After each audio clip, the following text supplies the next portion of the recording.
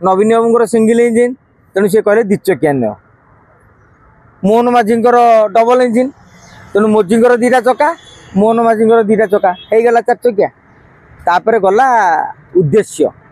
जमी 5,000 टंका नहीं कि सुभद्रा योजना रे केते गाई केते छेली केते कौन करी आम महिला माने उन्नत हो जाइछंती। आपण भी गणमाध्यम बंधु गाँ गाँव में पचारे 5,000 टका कौटू आसिक कौ बाटर खर्च है लुगा किणाठू आरंभ कर ड्रेस किणा पर्यंत लोक तार अतापता पाऊना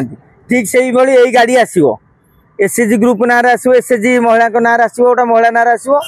2-3 हजार देले आज्ञा डीएल लाइसेंस मिलूँ आराम से आणवे पुरुष मैंने गाड़ी चलेबे ताकर फायदा टी है आटलिस्ट जो 1-2 लाख टका पर्यंत सुध सुझा पड़ूला टेंशन ना तापर सरकार ना आसो 3 मास पर दलटा भी आहरी मगरा अच्छा सी 3 मास सरकार देला 6 मास देवे तापर क्या बेपार है देवेनि आ गाड़ी सरकार नेबे कि ना सी गोटा कली लगे जे सी गोटा बादी पाला भाया हम आग 4 चकिया गाड़ी गाँव में गड़ू आम देखा केते पुरुष प्रकृति में केते महिला गाड़ी चलाऊँ निज स्त्री मान को कहते जे आपण बर्तमान जातु मुझे पिला जगुची तुम्हें गाड़ी चला तेणु सहीटा को लक्ष्य करार अच्छे योजना करदेवाटा